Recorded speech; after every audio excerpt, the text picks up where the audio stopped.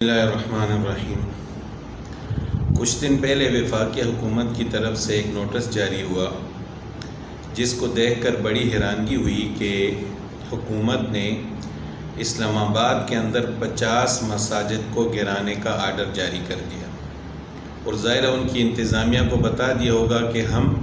یہ مساجد گرانا چاہتے ہیں۔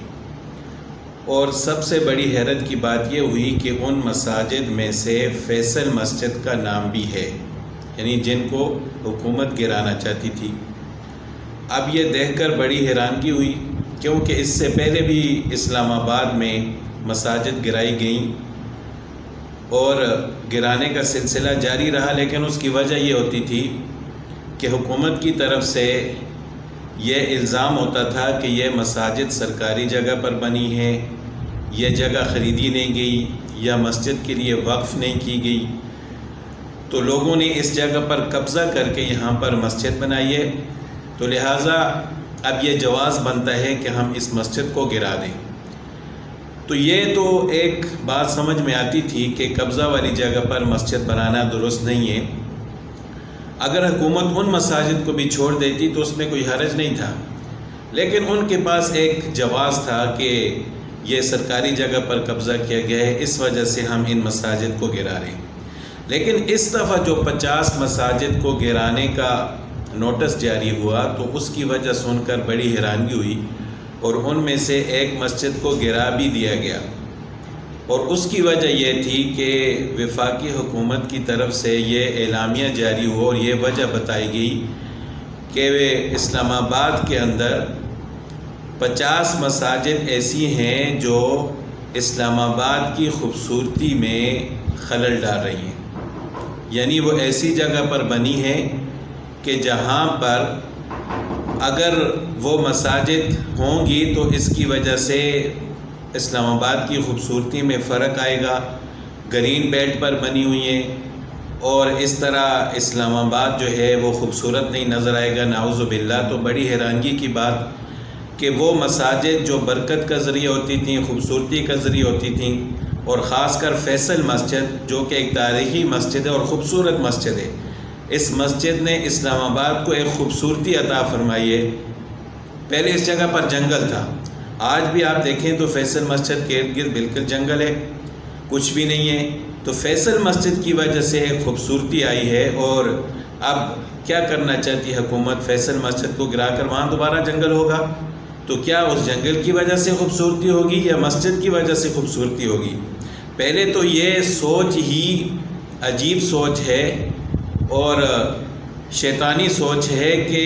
مسجد کو گرا کر آپ خوبصورت بنانا چاہتے ہیں شہر کو۔ دوسری بات یہ ہے کہ مسجد بدصورتی کا سبب ہے ہی نہیں ہے، اس کی وجہ سے تو لوگ برکت حاصل کرتے ہیں، یہ تو سراسر خوبصورتی ہے۔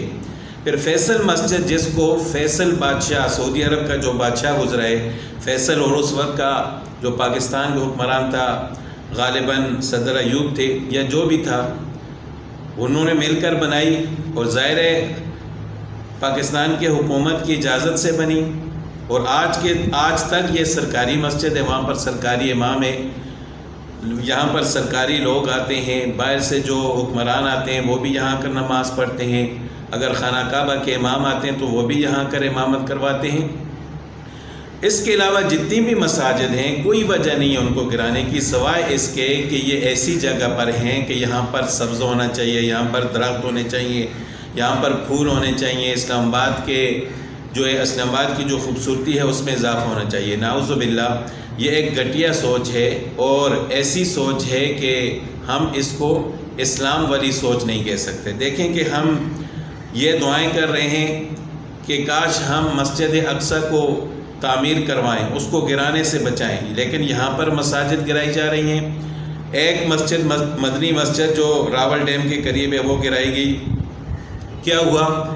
اب اتنی تیزی سے گرائی گئی تھوڑے سے وقت میں کہ عشاء کی نماز لوگوں نے اس مسجد میں ادا کی، لیکن فجر کی نماز کے لیے جب آئے تو مسجد ہی نہیں تھی، یعنی راتوں رات مسجد بھی گرائی گئی، ملبہ بھی اٹھایا گیا۔ جب صبح لوگ آئے تو اس جگہ پر درخت لگے ہوئے تھے، لیکن اسلام آباد کی غیور عوام جس طرح پہلے بھی انہوں نے مساجد کا ساتھ دیا اور مساجد گرانے والوں کے خلاف کھڑے ہوئے، تو الحمدللہ علماء بھی عوام بھی وہاں پہنچی، انہوں نے احتجاج بھی کیا اور درخت جو لگے تھے ان کو اکھاڑ کر پھینکا، اور امید ہے کہ اب وہاں پر دوبارہ مسجد تعمیر ہو جائے گی۔ اس مسجد کے پہلے کی حالت اور بعد کی حالت یہ آپ کے سامنے ہے۔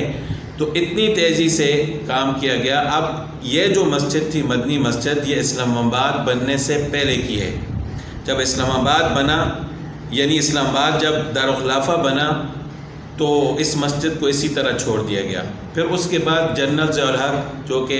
سابقہ صدر بھی رہے پاکستان کے، انہوں نے اس کی دوبارہ تعمیر کروائی، یعنی وہ بھی ایک سرکاری تعمیر تھی، یہ سرکاری مسجد تھی، یہاں امام بھی سرکاری ہوتا تھا، لیکن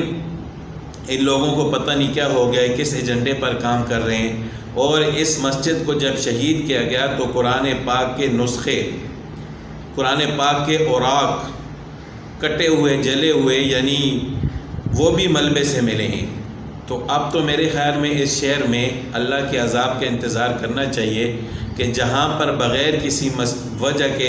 مساجد بھی گرائیں گے، پھر کم از کم قرآن پاک کی حرمت کا خیال رکھا جاتا، ان کو بھی اسی طرح روندا گیا۔ اللہ تعالیٰ ہم سب کو عذاب سے محفوظ فرمائے، اور ایسے لوگوں کو اللہ تعالیٰ ہدایت عطا فرمائے، اور اللہ تعالیٰ ہمیشہ ہمیں مسجدوں کو آباد کرنے والا بنائے، نہ کہ مسجدوں کو گرانے والا۔